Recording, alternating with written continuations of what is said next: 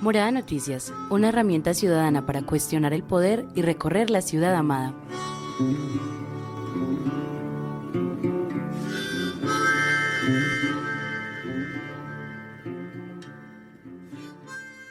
Hola, hola, queridos oyentes. Por aquí de nuevo yo, Joelis Ávila.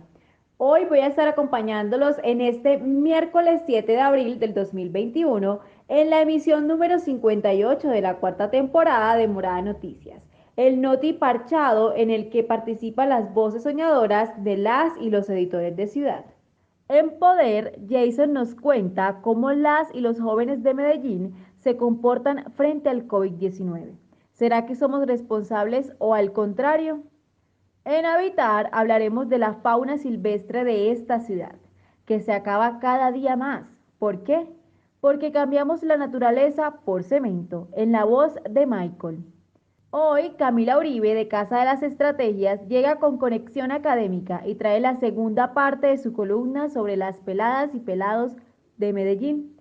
Y en Placer les traemos una apuesta didáctica que va fuera de lo común y tumba todos esos estereotipos físicos que nos ha inculcado el patriarcado, en la voz de Mafe. Esto es Morada Noticias. Liz, hola, cuéntanos, ¿qué traes en la cartelera de hoy? Ah, caray, eso sí me interesa, ¿eh? Hola moradoras y moradores, ¿cómo van en esta semana tan extrema? Yo soy Liz y llegué para contarles la info más importante de este miércoles pandémico. Pillen que hoy se decretaron nuevas medidas para combatir el COVID-19 en la ciudad y los municipios cercanos. Habrá toque de queda continuo desde mañana jueves 8 de abril a las 8 de la noche hasta el lunes 12 de abril a las 5 de la mañana en el Valle de Aburrá y el Valle de San Nicolás, y en los municipios San Jerónimo, Sopetrán, Santa Fe de Antioquia, Ebéjico, Angelópolis, Armenia y El Iconía. El resto de departamentos continuará con toque de queda nocturno entre las 8 p.m. y las 5 a.m. Además, continúa el pico y cédula y la ley seca. ¿Por qué se toman estas medidas? Porque la IPS Universitaria, el Hospital San Vicente Fundación, la Clínica Bolivariana, la Clínica Las Vegas, la Clínica Las Américas, la Clínica Cardiovid, el Hospital San Rafael, el Hospital del Sur, la Clínica Antioquia, la Clínica del Norte, la Clínica Medellín y el Hospital Pablo Tobón Uribe dijeron que ya no les cabe ni un alma más, que sus servicios de unidad de cuidados intensivos, especiales, hospitalización y urgencias están repletos. Parce, es que la situación está jodida. Dicen que en total, en todo el Valle de Aburrá hay menos de 25 camas UCI libres y son más de 100 personas a la espera de una. Hey, ¿conoces alguna persona que es trabajadora o trabajador de la salud que aún no le pusieron la vacuna? Esta información te interesa. Se habilitaron 4 puntos de vacunación para inmunizar al personal de la salud que es independiente. Estos son la Unidad Hospitalaria San Javier, la Unidad Hospitalaria Castilla, la Unidad Hospitalaria Manrique y el Hospital General de Medellín. Estos puntos funcionan desde las 7 de la mañana hasta las 7 de la noche. Y para finalizar, como este fin de estaremos ultra encerrados, moradores, les traigo la propia lista de productos que se compran en la mayorista para que nos pongamos creativos a la hora de cocinar. La papa capira a 2.100 el kilo, el frijol verde a 3.200 el kilo, el plátano a 1.400 el kilo, las lentejas a 2.800 el kilo, el arroz a 35.000 la arroba, la cebolla a 2.900 el kilo, el tomate chonto a 2.000 el kilo, el aguacate a 5.000 el kilo, el banano a 1.000 el kilo, el limón a 3.000 el kilo, la uyama a 700 el kilo, el brócoli a 2.000 el kilo, el huevo entre 280 pesos y 400 pesos la unidad, el maíz amarillo retrillado a 1.600 el kilo y la zanahoria a 1.000 el kilo. ¡Qué buen servicio!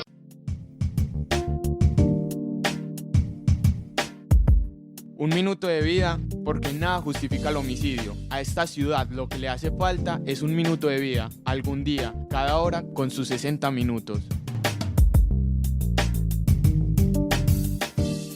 El martes 6 de abril del 2021 asesinaron a Juan Camilo Duque Erazo, de 27 años, en el barrio Estación Villa, Comuna 10, La Candelaria. Con él, ya son 92 las personas asesinadas por la violencia homicida de esta ciudad. Por ellos, por Miguel, nuestro editor de Ciudad asesinado en 2020, dedicamos un minuto de vida porque nada justifica el homicidio.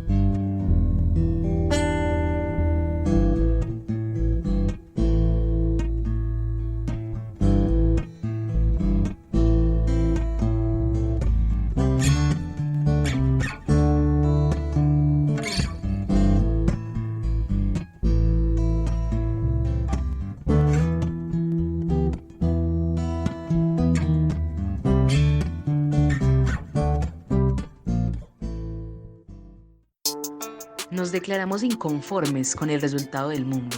Revelamos la codicia de esta ciudad, sus atajos y sus formas de sacar ventaja. El COVID nunca se fue de nuestro lado. Simplemente la gente está en modo marica ya, lo que nos hace desobedientes. Jason, hola. Extra, extra. Colombianos viven un día lleno de preocupación por el tercer pico de contagios por COVID-19. Sí, buenas, buenas. Saludos a todos los paisanos de Medellín, la ciudad en que mientras las clínicas se declaran en alerta hospitalaria porque no tienen forma de atender la cantidad de gente que llega a solicitar servicios, el metro no controla la aglomeración de pasajeros, las personas caminan por las calles sin tapaboca y nadie les dice nada. Donde el alcalde juega a cambiar todos sus empleados, mientras los gremios de salud y el personero William Jeffer Lloreda les exige que tomen medidas para poder salvaguardar la vida de los moradores. En fin, la hipocresía. Amigas, amigos, ¿cuánta clínica se pueden imaginar de Medallo está re out? Pues, la clínica Las Vegas, la IPS Universitaria o Clínica León 13, el Hospital San Vicente Fundación, Cardiovid, el Pablo Otón Uribe Medellín, la Clínica CES y las Américas llegaron al límite de su capacidad instalada y de personal, con una ocupación total en unidad de cuidados intensivos UCI y pacientes críticos esperando una cama. Amis, alerta hospitalaria quiere decir que las personas que trabajan en áreas de cirugía, ayudas diagnósticas y consulta externa pasan a prestar sus servicios en las áreas de urgencias y cuidados intensivos. ¿Y saben qué? Las estadísticas cambiaron. Según Victoria Jiménez Salazar, bacterióloga y presidente de la Asociación Nacional Sindical de Trabajadores y Servidores Públicos de la Salud y Seguridad Social Integral y Servicios Complementarios de Antioquia, ANTOCH, mientras que en el primer pico fue la población adulta mayor de 80 años y en el segundo, en diciembre, personas entre los 60 y 80, las más afectadas hoy son los jóvenes los que ocupan gran parte de las UCIs. Ahorita las personas que más ingreso tienen a las instituciones hospitalarias y a las UCIs están en la edad de 40 y 49 años, seguidos de los de 30 y 39, con un aumento muy progresivo entre las personas de 20 y 29 años, que son personas absolutamente jóvenes. Además, si vamos al hecho es que ahorita incluso parecería que la variante, que de todas maneras aquí en Colombia no se ha estudiado muchísimo, parecería que está presente, puesto que de todas maneras el contagio está aceleradísimo, es muchísimo más rápido. Quiere decir entonces que ya no se necesitan los 15 minutos de conversación, sino que básicamente un estornudo, básicamente estar muy cerca de otra persona, está haciendo que se propague de esa manera. O sea, la propagación está muchísimo más acelerada. Por eso vemos como en Medellín 2.700 casos nuevos en un lapso de tiempo muy corto. Relajados, así estamos, eso dice Victoria, y todo porque según ella creemos que por ser más jóvenes que nuestros padres o abuelos no nos vamos a contagiar, o si nos contagiamos no nos da tan duro. Claro, están vacunando las personas adultas, y como la creencia era que eran estas personas adultas básicamente las que iban a UCI y las que estaban muriendo, pues entonces digamos que ya con la vacuna mucha gente tiene la creencia entonces, de que esa población, que era la población más afectada, pues entonces ya está a salvo, entonces ya nuestros abuelitos están a salvo, entonces si nosotros llegamos a la casa, pues no les va a pasar más. Pero como digo, ya las proporciones cambiaron, y yo creo que la gente tiene que entender eso. Ya no son esos adultos mayores los que están ingresando a la SUS. Estamos hablando de gente adulta, pero también estamos hablando de gente joven, gente entre 20 y 29 años. Entonces yo creo que sí, es el hecho de pensar que es que ya nuestros abuelitos con la vacuna, así nos estamos infectando, no les va a pasar más, ha hecho que la gente se relaje muchísimo en este resto de tiempo. Amis, para que entendamos la gravedad del asunto, Victoria nos pone un ejemplo. Pese a que en el Hospital San Vicente Fundación se habilitaron 48 camas en 2 semanas, ya tiene ocupación UCI del 100% y las urgencias están al tope. Según ella, hay lágrimas en los médicos y en el personal de enfermería, porque nadie quiere ver ese desborde. La pandemia se salió de control, el recurso ya se agotó. Por eso emitieron un comunicado a los alcaldes de los municipios del Valle de Aburrá, donde exige que haya un confinamiento estricto y cierre total por 2 semanas. Eso sí, con ayudas económicas y alimentarias a las familias más pobres. ¿Y por qué nos dice ella que ese tercer pico es más fuerte que los 2 que ya vivimos? Un virus siempre muta, ¿cierto? Entonces siempre hay variantes, y estas variantes a veces son más agresivas. La aceleración de los casos ha sido muchísimo más. Fuera de eso, si vamos viendo en que nos hemos relajado, no solamente la gente se ha relajado con el uso de tapabocas, con el distanciamiento, sino que también vemos cómo no se estaban realizando tantas pruebas, tampoco se ha mirado cuál es la prevalencia, la seroprevalencia, es decir, cuánta gente realmente está infectada o se ha infectado con el virus. Entonces yo creo que también ha habido un descuido de pronto en esa parte que tenía que ver con el rastreo de muchas cosas, ¿sí? Entonces digamos que hay responsabilidad tanto de los gobiernos nacionales en cuanto a seguir realizando pruebas, en cuanto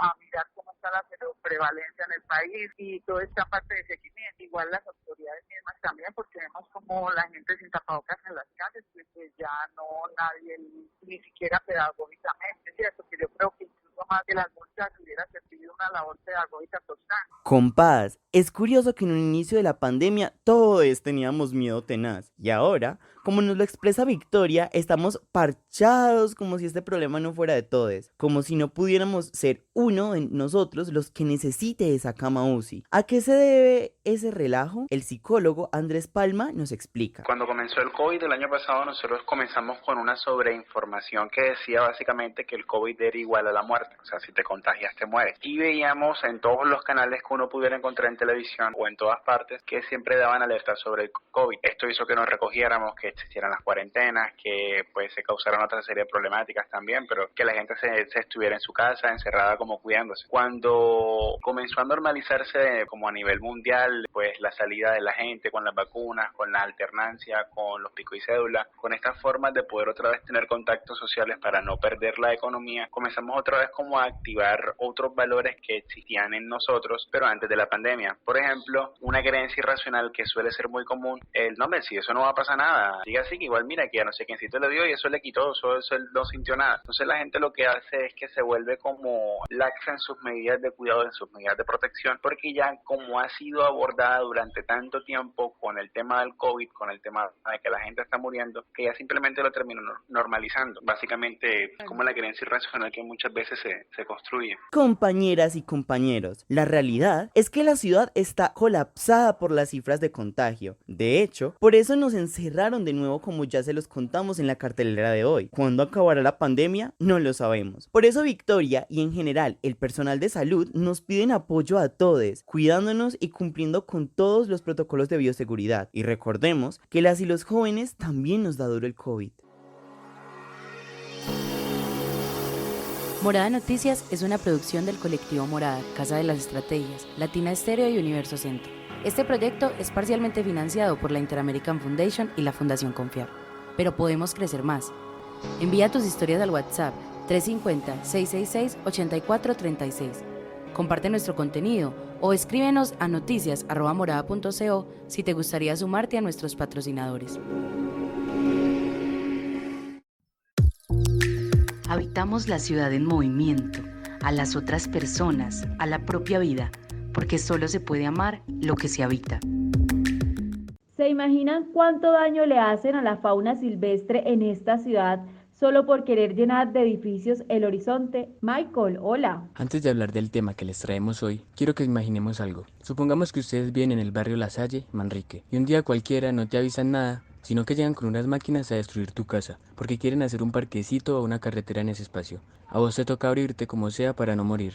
¿Sí o qué? Amis, eso pasa con la fauna silvestre en Medellín. Cuando destruimos un espacio verde para alguna construcción, perdemos insectos, pajaritos y quizás sus crías, porque esos lugares son los que estas especies habitan, y cuando llegamos a intervenir esos ecosistemas, se interrumpe la continuidad de su hábitat, lo cual obstruye su libre tránsito, el flujo de energía y la transmisión de genes. Es decir, les toca primero buscar en Medallo otra zona verde, y después construir de nuevo su ecosistema con los de su misma especie. Ahora bien, moradoras y moradores, quizás los que vuelan se les hace más fácil, pero miren que hay fauna que no se transporta por los árboles. Algunos animales se sienten vulnerables en las alturas, y cuando se les obliga a pasar por puntos elevados, se les está sacando de su hábitat. Es el caso de los armadillos y algunos roedores, los cuales no suelen trepar. Y los mamíferos como ardillas, zarigüeyas, iguanas, que obvio no vuelan, se ven expuestos a morir en carreteras, porque los vehículos pasan a toda velocidad y paila, acaban con sus vidas. Mauricio Jaramillo, ingeniero forestal, nos explica. La fauna fauna silvestre tienen un nicho, y ese nicho es muy grande. Es decir, hay unas especies que tienen un nicho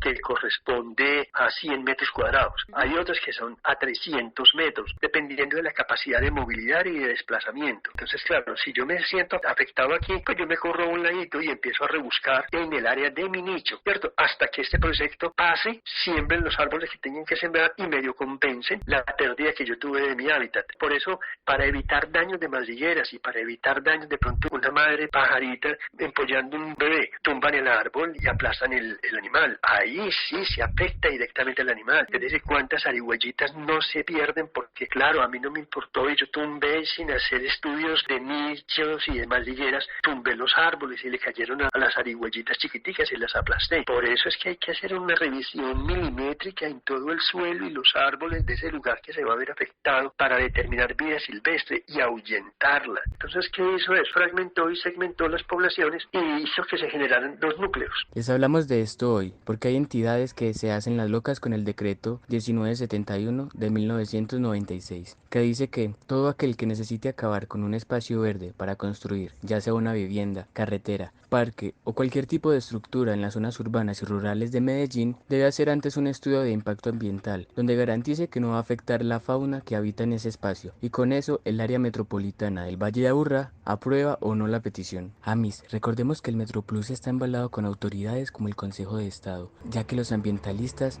denunciaron que no tenían el permiso vigente del área metropolitana, cuando talaron los 70 árboles en diciembre del año pasado, con el fin de construir el tramo 2 de este sistema masivo de transporte en la carrera 43A de Envigado. Escuchemos a Sara Reyes, integrante del colectivo Esperanza Flores. El túnel verde no es un sistema ecológico aislado, de hecho está conectado en la quebrada Yurá, allí sobre el puente. Y pues cuando se hacen este tipo de talas tan agresivas y no es clara la información sobre el impacto ambiental de las especies que se están afectando, de cómo se hace como el desplazamiento o el aullamiento de las aves, de las ardillas, de los murciélagos y pues muchos otros animales más que habitan estos sectores, estos árboles, pues finalmente se hace un daño que ni siquiera es cuantificable a hoy. Nos preocupa mucho la situación. Hay varias partes del área metropolitana donde si tú sales a la calle y miras en las montañas, las laderas, hay derrumbes. Ahorita pues en Las Palmas hace poco la vía se abrió porque debajo está pasando la quebrada, y el hecho de que no se tenga claro qué daños en los ecosistemas, en la fauna, en la flora estamos teniendo cuando se hacen estas mega obras o cuando se hacen obras particulares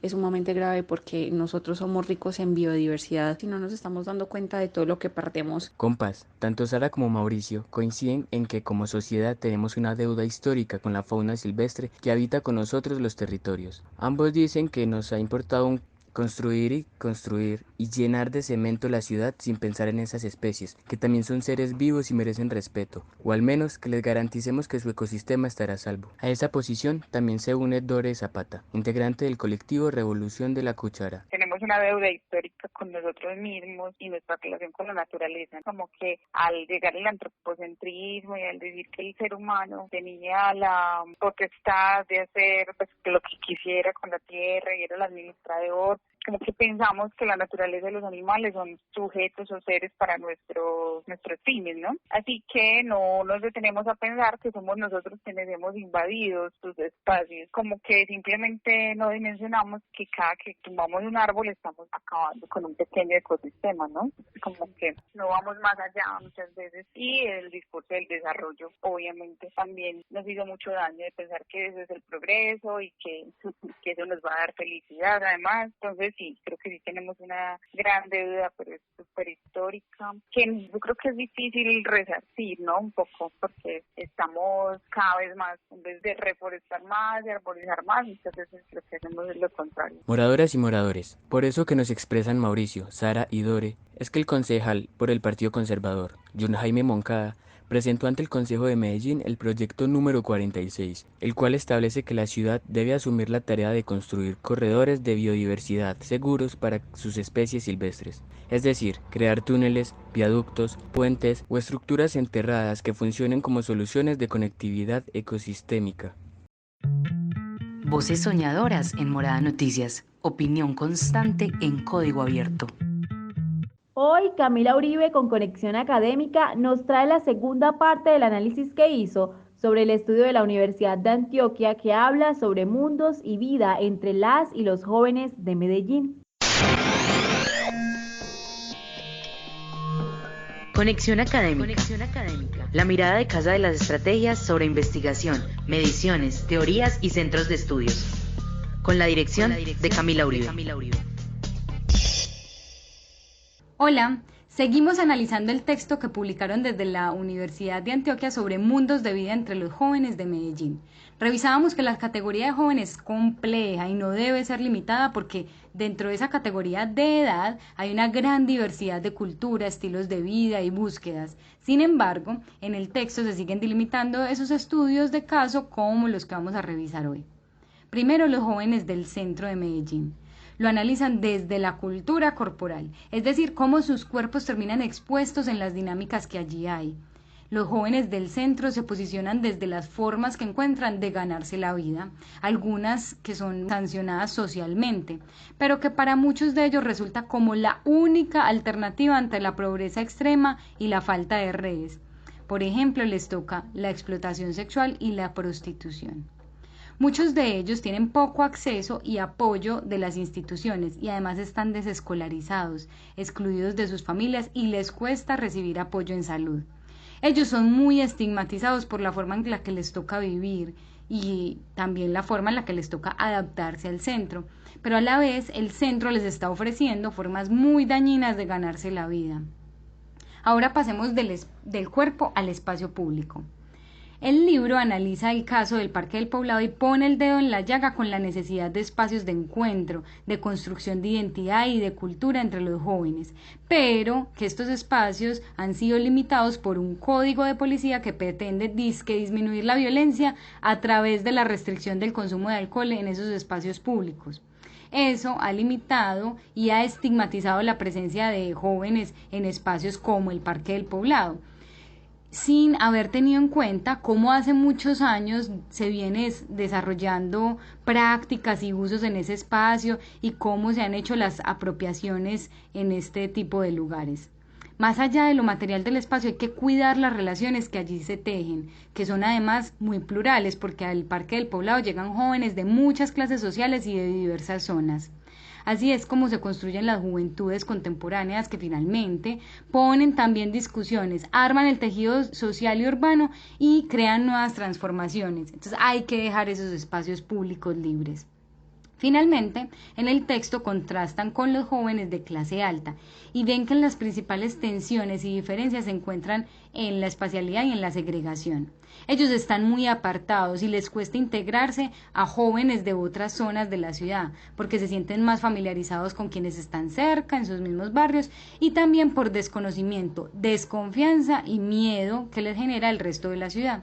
Claro, esta segregación espacial nos habla también de clasismo y de percepción de seguridad, que en muchos casos son infundidos por sus círculos sociales. Y además, pues los jóvenes tampoco tienen iniciativa ni les ponen mecanismos para pensar en el conjunto de la ciudad e interactuar con ella. Sin embargo, los jóvenes de clase alta también tienen presiones. No hacen lo que les da la gana como pensaríamos. Sus presiones vienen de que se espera demasiado de su comportamiento ético y moral para no defraudar su posición social, y muchas veces los obligan a vivir vidas que no desean. Aquí tenemos pues estos casos que nos dan señales sobre la relación con el cuerpo, el espacio y la condición social para vivir o sobrevivir que tienen los jóvenes de Medellín. No cambiaremos la culpa por el gozo.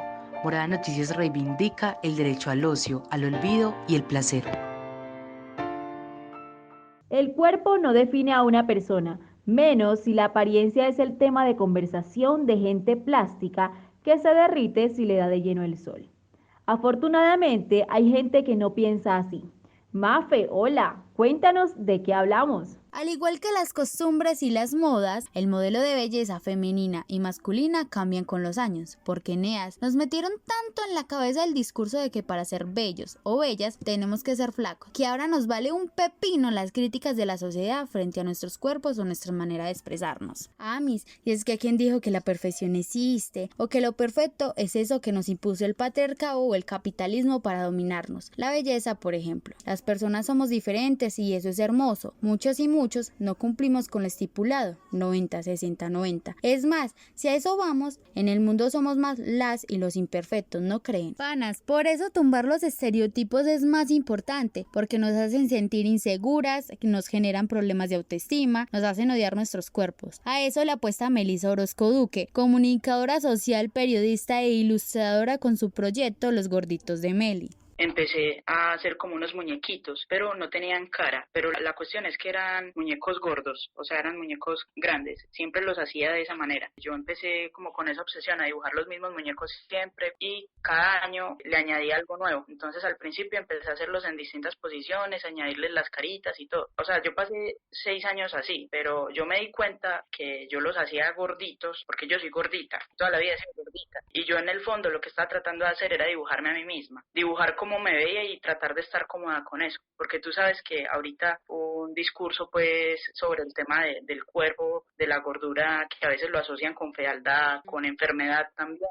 Entonces no me había dado cuenta que yo misma me estaba como autocensurando en el dibujo, estaba tratando de expresar eso que yo era, de cómo me veía e incluso yo empezaba por ejemplo a colocarles las caritas, o por ejemplo un compañero me decía que lo dibujara a él, entonces yo lo hacía a él pero gordito, entonces yo le cogía todos los detalles a las personas, la ropa, las prendas, si tenían maquillaje, un tatuaje, todo, pero los hacía con los gorditos. Para ella es súper importante que todos entendamos que los cuerpos no nos definen. La apariencia física es simplemente una caja de regalo que no dice qué llevas dentro, ni cómo estás, ni cómo te sientes. Los gorditos de Meli le apuestan al diálogo, porque es necesario tumbar las ideas que no nos dejan ser o crecer como personas. Por eso, ella también al dibujar escribe, hace reflexión frente a la temática que tenga el dibujo. En el primer momento en que empecé a tener conciencia sobre por qué hacía los gorditos, empecé a desarrollar más las técnicas sobre ellos. Pero aparte de dibujar, a mí toda la vida me gusta escribir también. Entonces yo pensaba que cómo podía congeniar los dos elementos. Entonces pues que no solo fuera el gordito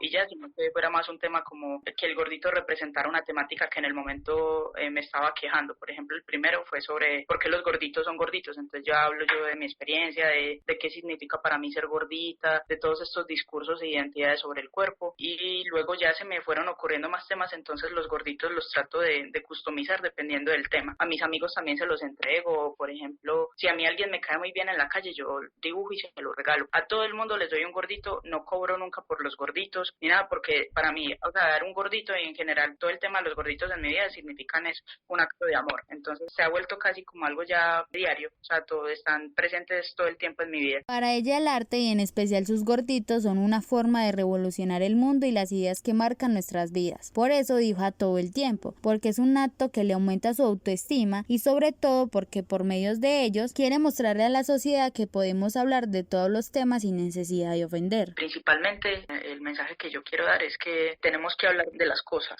y hablar de las cosas como son. Pensar en el lenguaje, eso sí, pensar cómo las vamos a nombrar para cambiar el estado, pero tenemos que hablar de las cosas. Pero también pienso que con el tema del cuerpo tenemos que aprender a respetar cómo lucimos y sobre todo aprender a ver más allá de esa apariencia, porque esa apariencia a lo mejor y te cuenta una historia muy interesante que tú no estás dejando que te cuenten por un prejuicio que tienes, y eso aplica para todos los temas. Entonces ese prejuicio es el que no te permite hablar de las cosas también, es el prejuicio que te genera el silencio, el que tú no quieras hablar de temas que son importantes en este momento. Ese sería más mi mensaje, de respeto y de mucha paz mental, y sobre todo eso, de aceptación a la diversidad y entender pues como que lo único en que todos nos parecemos es que todos somos diferentes. Compas, a lo bien que son obra unas rechimbitas y más porque te hacen reflexionar sobre los prejuicios que tenemos como sociedad. Por ejemplo, nos enseñaron que los hombres no lloran. Pues bien, los gorditos sí lo hacen. Por eso hay uno de los dibujos en que ella cuestiona ese pensamiento, porque todos, independientemente del sexo,